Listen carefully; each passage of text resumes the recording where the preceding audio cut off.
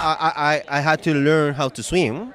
Yeah. I have my Amina Muaddi shoes. And What the hell is that? the review. I don't think so. I'm just a regular Joe. We got a female Black Panther who looks like she needs a cheeseburger. I'm your average white suburbanite slob. Superhero films under Disney Marvel are devolving back to the Trial of the Incredible Hulk days, but worse.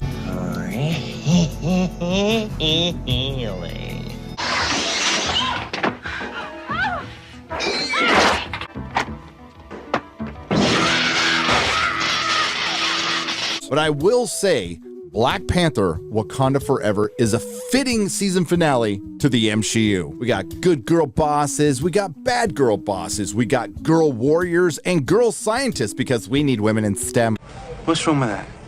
My wife and my job, my kids and my car.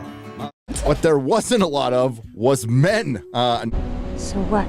The film's worst offense, I mean, aside from being a Black Panther sequel with no Black Panther, we got a female Black Panther, a Black Panther sequel with no Black Panther, we got a female Black Panther, Wakanda Forever, the sequel to Black Panther without Black Panther. We got a female Black Panther, the sequel to Black Panther without Black Panther. A mantle passed from warrior to warrior. We got a female Black Panther, so we're off to the races with 2 hours and 41 minutes. But I'm too old.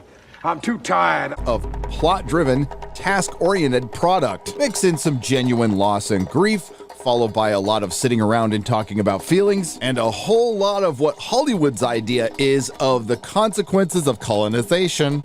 What do you mean? And then Namor kills somebody, and if you squint, and because it's in the dark, it almost kind of looks like Namor, and that's the only time he does in this entire film. Fictional characters. Quick reminder, Wakanda is a nationalistic ethno-state that picks its leaders through hand-to-hand combat through their isolationism, completely ignoring the other African nations that were suffering from war, starvation, and disease for centuries. That's the whole point. Wakanda will no longer watch from the shadows. We cannot. And T'Challa dies off-screen. Namor blames Wakanda and T'Challa for bringing vibranium to the world, even though the world already knew about it. This one? No, that's just a prototype. What's it made of? Vibranium. Even though the world already knew about it. That's the rarest metal on Earth. What you're holding there, that's all we've got. Took the Black Panther and not only made him a household name, made him a top-tier character. And how do they follow that up? By killing him off-screen. At 43, after a valiant 4-year fight, Chadwick Boseman lost his battle with colon cancer Friday, his wife and family beside him. Riri Williams is really smart and built a vibranium detector in school. How? Don't know. Riri Williams is really smart. She also built an Iron Man suit with an arc reactor out of spare parts. How? Don't know. Tony Stark was able to build this in a cave with a box of scraps.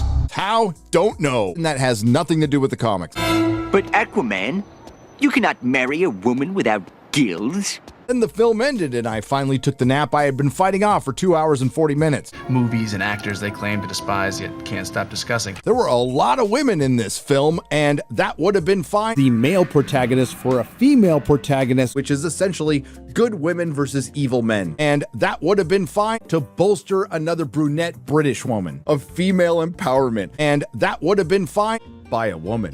And not just any woman. From the people who brought you female Taskmaster, and that would have been fine. Female Loki, female Thor, female Silver Surfer. A lot of women in this film, and that would have been fine. Girl boss era of Hollywood. Blacklight is indeed an intersectional feminist fever dream, of an MCU double feature, and that would have been fine. And with the release of this photo of female Thor, a lot of women in this film, and that would have been fine. I don't believe you. Looks like Wakanda Forever is going to have a decent opening weekend on the low end of their reduced projections.